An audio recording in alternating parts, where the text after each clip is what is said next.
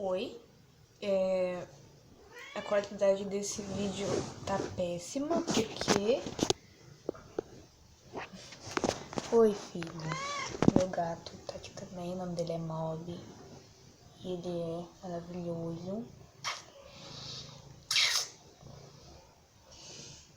Bom, meu celular, o que eu gravava os vídeos, ele quebrou. Ele era um Motorola bem velho e ele naturalmente teve o fim dele.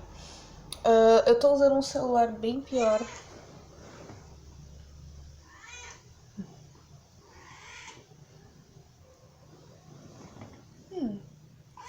Que foi? Quer ficar no meu colo? Tô com um celular bem pior, da LG. Não sei exatamente o ano dele, mas eu vim aqui. Tô querendo há um tempo falar já, na verdade, porém eu não falo porque eu tenho muita coisa na minha cabeça, na verdade. Eu vim falar exatamente sobre isso, sobre estímulo. Eu queria falar sobre estímulo, porque é algo que pessoas dessa geração, inclusive está vendo meu olhar cansado, eu tô com sono e eu tô com dor de cabeça. E eu fiquei pensando, será que essa minha dor de cabeça é por eu ficar muito no celular? Só que o ponto é que... Exato, Mob. Eu não vejo muitos vídeos no YouTube. Faz um bocado de tempo, na verdade, que eu não faço isso. E aí eu comecei a pensar, a debater comigo mesma. Eu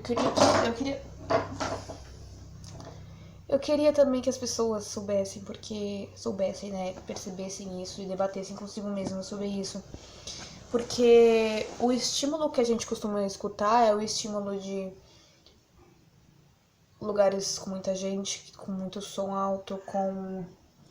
Vem.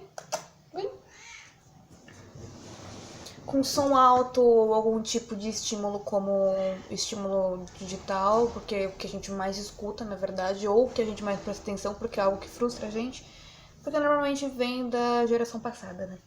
E com isso eu digo pais, o que eles mais gostam de fazer às vezes é realmente focar em coisas que não são do nosso agrado, mas eles são pais e eles costumam querer ter expectativas sobre nós. E eu percebi que o que mais me estimula não é nenhum tipo de tela. Na verdade, se eu fico um tempo a mais na tela, sim, eu vou ficar mais estimulada. Exatamente pelo fato de que meu cérebro me estimula. Porque toda a coisa de ansiedade e depressão pode ser um estímulo muito grande, mas quando você já vem de uma educação que te força a ser ansioso, isso te deixa sem saída quando você chega em uma fase em que sua vida tá um pouquinho mais intensa. Como eu me uso de exemplo, e também porque eu sou a única pessoa que me auto-observa, né? E sabe como tá se sentindo, eu percebi que a minha insegurança sempre, todas as minhas inseguranças vieram da minha educação, da forma que eu fui educada. Eu não podia entrar numa casa sem pedir licença. Eu fui educada, é uma educação social, verbal muito puxada que eu tive. E não é como se, tipo, eles me batessem pra isso, não. Ninguém precisou me bater pra me aprender esse tipo de coisa. Eu sempre fui uma criança que focou muito em satisfazer os pais. Desde cedo, porque eu sentia que se eu não fizesse isso, eu simplesmente não valeria nada na minha vida. E por isso, eu comecei a ter insegurança de que as pessoas não me queriam na casa delas, porque...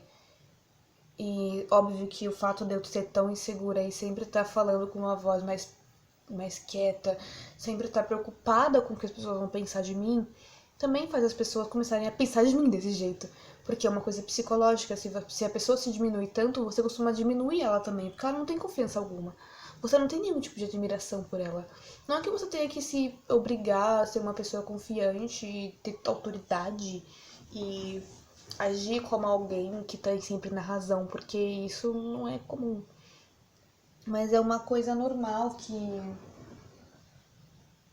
todos nós temos, sabe? E muitas pessoas, na verdade, nessa geração, né, elas cresceram com os pais afastados. Os pais trabalhavam muito e as crianças às vezes ficavam com os avós ou elas ficavam em escolas integrais. E na verdade, essa educação eu tenho a impressão de que a educação que esse pessoal recebeu parou na metade. Parece que a educação desse tamanho parece que parou aqui. Porque não sinto, raramente esses pais estavam preparados para ter filhos. Raramente esses pais estavam preparados para exercer uma educação a partir de mentes saudáveis. As pessoas tiveram educações, não tiveram uma educação dos pais antigos que bateram neles, que batiam neles com um fio de um cabo, com vassoura. Eles não vão ter uma mente tão saudável, principalmente porque, eu não sei, eu acho que a maioria não faz terapia.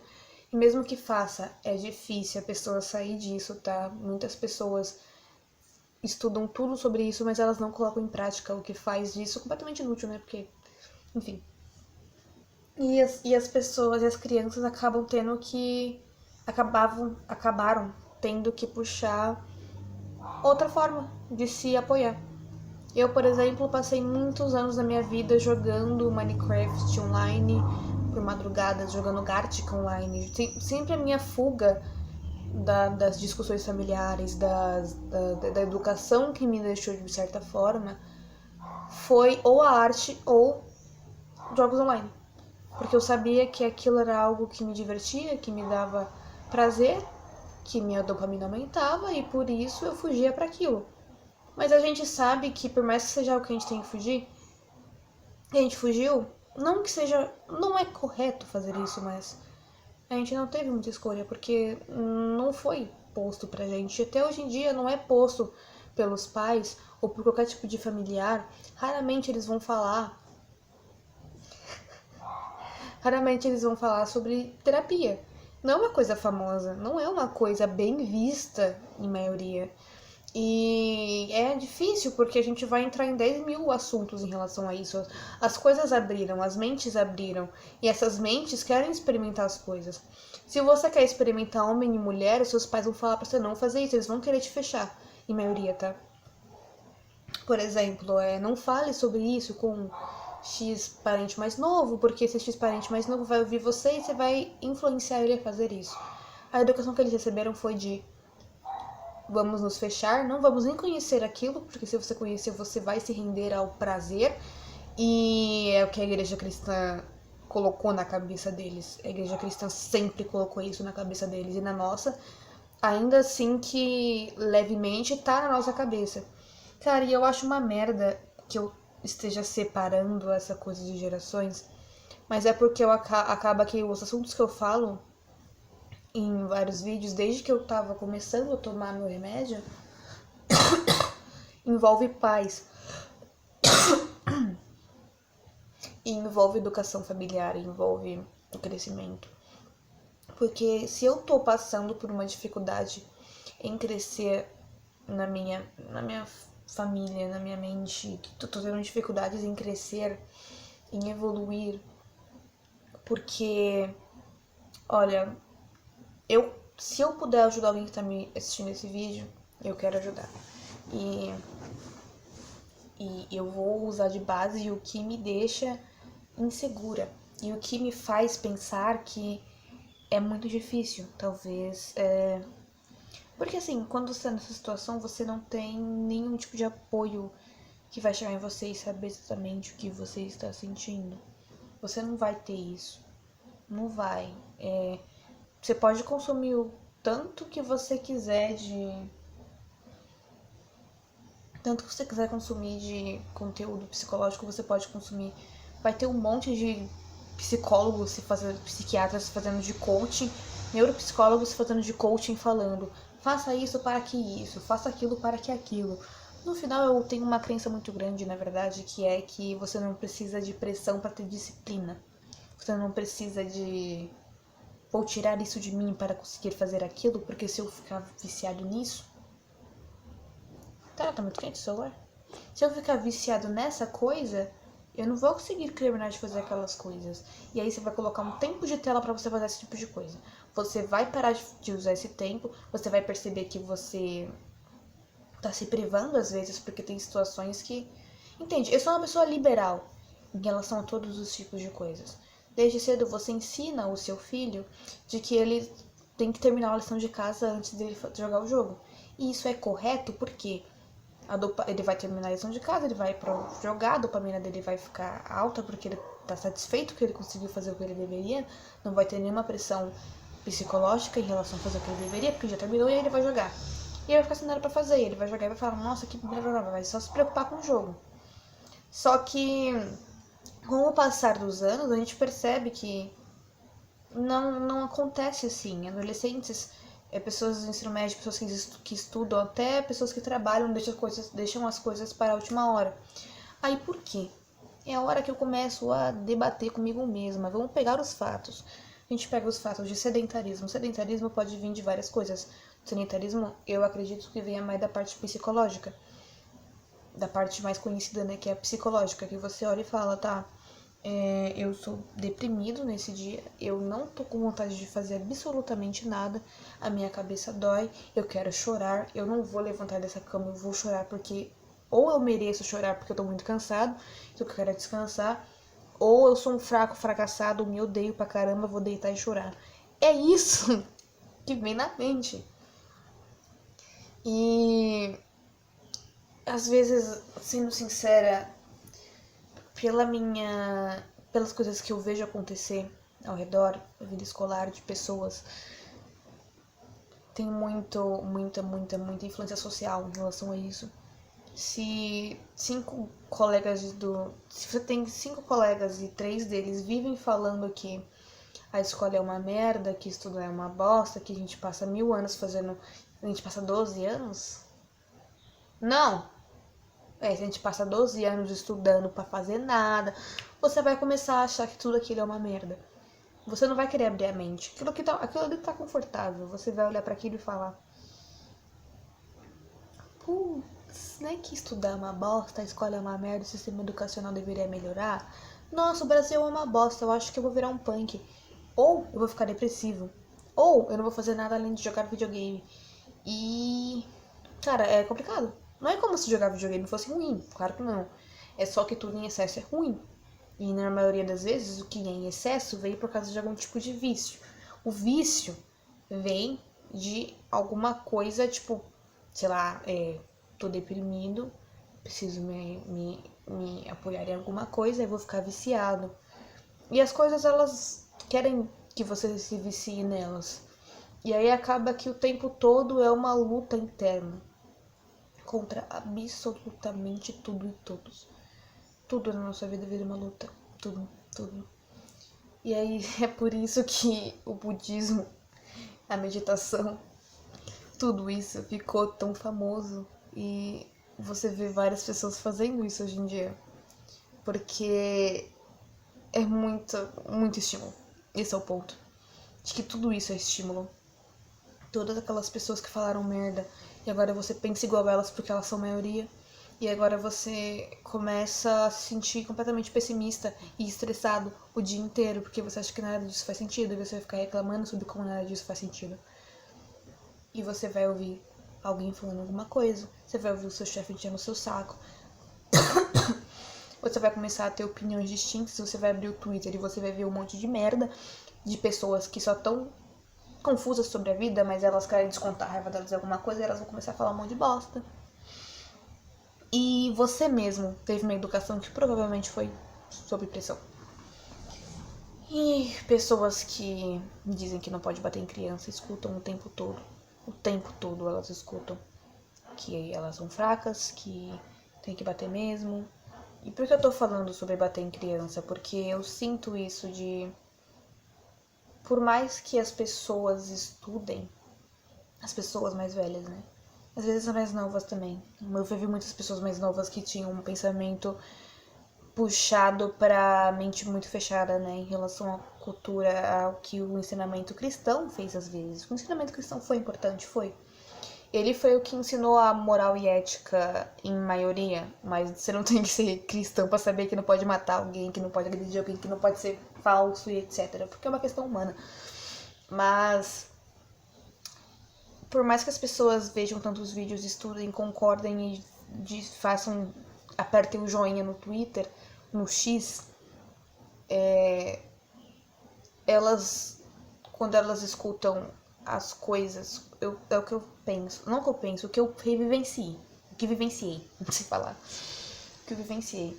O que elas fazem quando elas veem uma situação em que o pai não bateu na criança, ou uma situação em que ela tem que falar com o filho adolescente, que o adolescente já tá virando um ser individual, o adolescente tem direito de escolha, o adolescente vai passar por erros igual você já passou na sua vida, mas você não quer que ele passe por esses erros. E na maioria das vezes é uma frustração vinda de expectativa, porque você pode ter dado todo o seu dinheiro para aquele adolescente. Se ele não quiser fazer o curso de futebol, ele não vai fazer. Se ele não quer, ele não vai fazer. E você não tem o que você faça para mudar isso. Ele tem a própria vida. E quanto mais você colocar seu adolescente para baixo, mais ele vai começar a ver você como um inimigo. Porque é isso que você está sendo. Você está sendo inimigo contra as próprias vontades dele. Contra tudo que ele aprendeu até agora. Ele vai aprender mais. Você tem que esperar isso acontecer. Entende? E os pais, assim como quando vem um pai não batendo na criança, sei lá, a criança pode chamar a mãe de vagabunda. E aí a mãe não vai bater naquela criança. E aí aquela pessoa vai lá e fala, como assim você não bateu nela? Como assim você não deixou ela de castigo? Como assim você não colocou o aplicativo para bloquear o Fortnite no computador dela? Por que você não faz essas coisas que são mais rápidas e fáceis? Em vez de você se comunicar com aquela criança, você vai tirar tudo que faz bem pra ela. Agora, se você não parar pra pensar, por que ela te chamou de vagabunda? Onde ela aprendeu isso? Por que ela fez isso? Ela estava brava? Mas você já ensinou essa palavra pra ela? De onde é que ela veio isso? Aí você vai sentar com ele e falar, filha, que vídeos do YouTube você está vendo? Seus amigos falam essas coisas. Você sabia que vagabunda é um termo puxado para a ofensa? Vamos conversar. A gente não pode falar isso. Você até pode, mas não é convencional. E eu me sinto chateada quando você faz isso, porque eu te amo muito. E eu não gostaria que uma pessoa que me ama me chamasse assim. Pronto. A criança é uma esponja. Ela vai sugar tudo que você faz e fala. E ela vai sugar as coisas ruins que ela vê também. E não é errado você cuidar do conteúdo que ela vê. Só é errado você querer reprimi-la, porque aí ela... Só pensa quando ela for pegar um ônibus com 17, 16 anos, 15 anos. As pessoas deveriam pegar ônibus mais cedo, mas hoje em dia os pais estão meio doidos. Eles não estão deixando as crianças sair de casa e eles não estão dando liberdade para elas e eles não estão conversando, porque eles não foram ensinados a fazer isso. Infelizmente, nunca vão ser, provavelmente. É difícil que isso aconteça.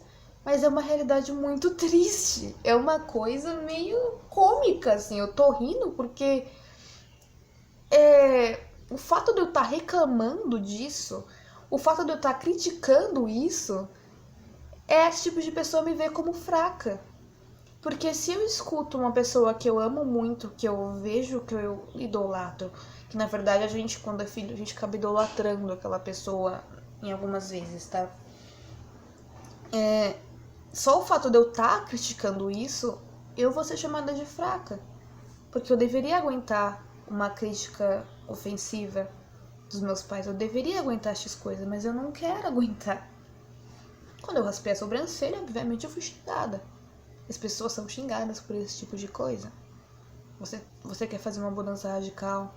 E outra coisa que é confuso pra caramba, piercing. O que tem de errado no piercing? Não tem algo errado no piercing. O fato é que, antigamente, uma pessoa que usava piercing era suja, era punk. Assim como alguém que usava tatuagem, era punk, era ladrão, era sujo. E isso ficou na cabeça das pessoas daquela época. E entende? sabe? E são coisas assim, sabe? E o estímulo vem de tudo isso junto.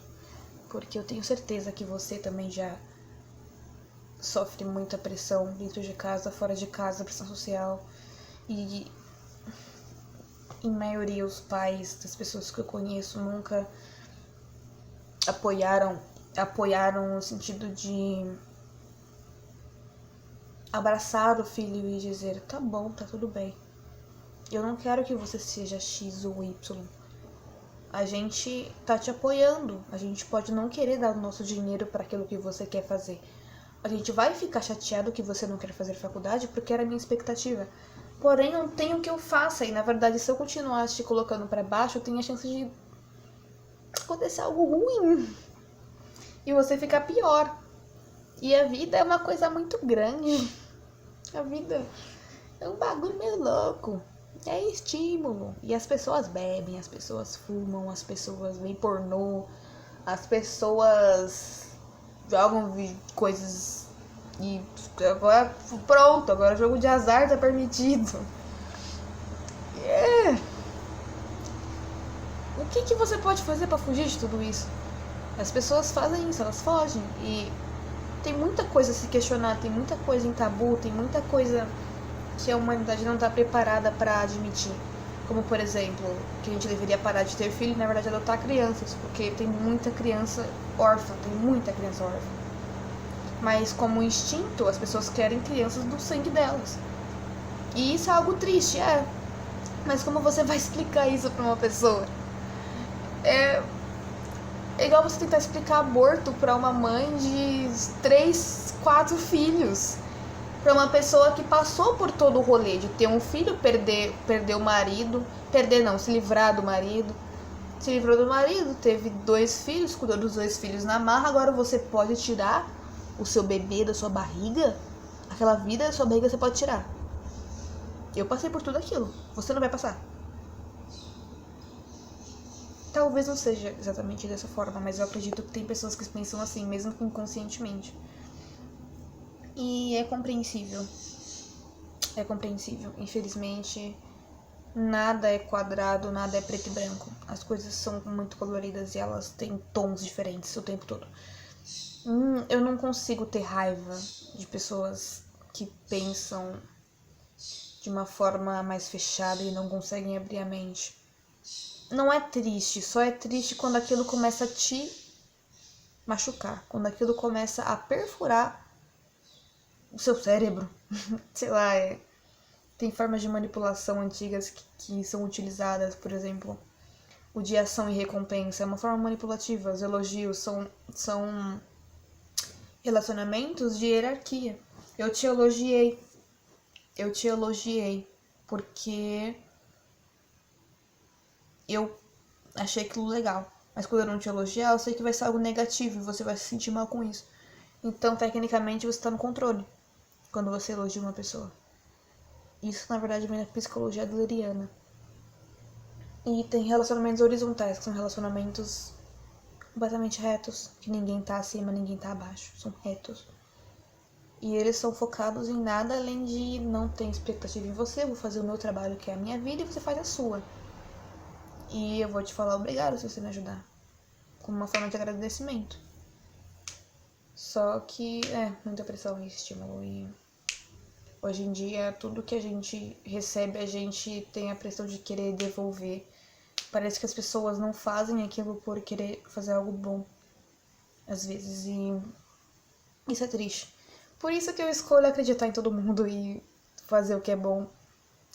Por fazer o que é bom, eu não vou esperar nada em troca de você. Porque se eu fizer com mal esperando algo em troca, eu sei que vai ser uma merda, provavelmente não vou receber nada. E, na verdade, eu não quero que você fique com a pressão de que você tem que me devolver alguma coisa. Eu tô fazendo por bom grado. Eu só queria que as pessoas entendessem isso. Mas, bom, eu acho que é isso que eu queria dizer. Eu tava com muita dor de cabeça. E eu queria desabafar isso. O estímulo é muito grande. E a gente acaba nos vendo como inimigos. Mas não é bom. E a meditação já diz isso pra gente. Você deveria se acolher. Por mais que você tenha pensamentos negativos, entenda que você tem eles por algum motivo. E esse motivo de você ter pensamentos negativos é por causa de alguma coisa que aconteceu. E tudo bem, não se sinta mal por ter pensamentos negativos.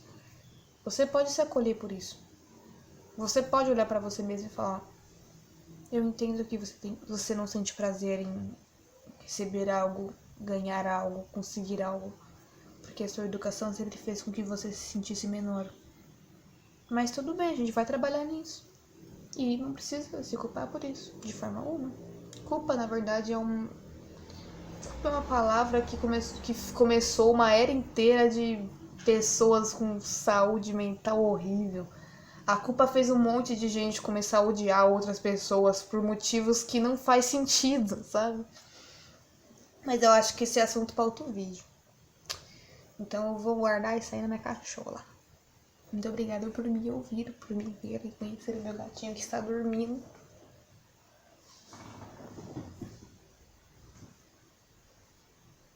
Mas você não consegue enxergar ele direito porque ele é preto. Enfim, beijo!